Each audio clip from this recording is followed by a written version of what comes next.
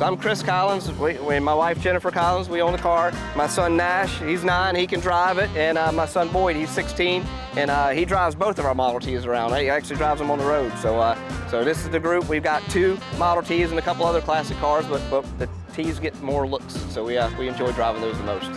So this is a 1911 unrestored Model T. It was repainted in 1945 by the original owner. The original owner got the car in August of 1911. It was delivered in Vermont. He kept it for 45 years, and then he sold it to a guy named Alcee Hayes in Vermont still. He repainted the car, sold it to the Hayeses. They kept it in their automotive shop showroom in the climate-controlled area until 2002. So they didn't do much work on it at all there. They drove in a couple parades, and then it came to Savannah, Georgia.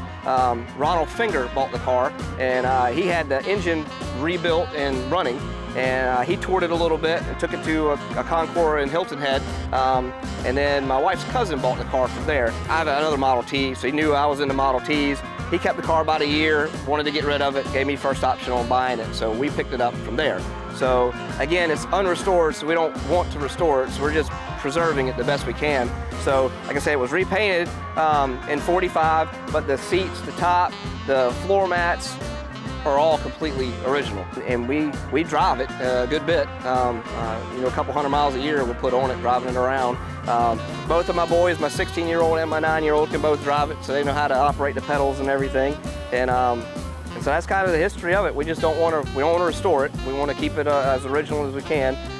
Mechanically, we've been through it. Like I say, Ronald Finger had the motor rebuilt, and we've done some work on it, got the magneto working again. We've added a water pump to it so it could be more of a driving car. Originally, they wouldn't have had water pumps at all. They used vertisiphon for their cooling. But down here in the south in the summer when it's 100 degrees, that doesn't work too well. So we put the water pump on it to be able to drive in parades and slow around town and stuff.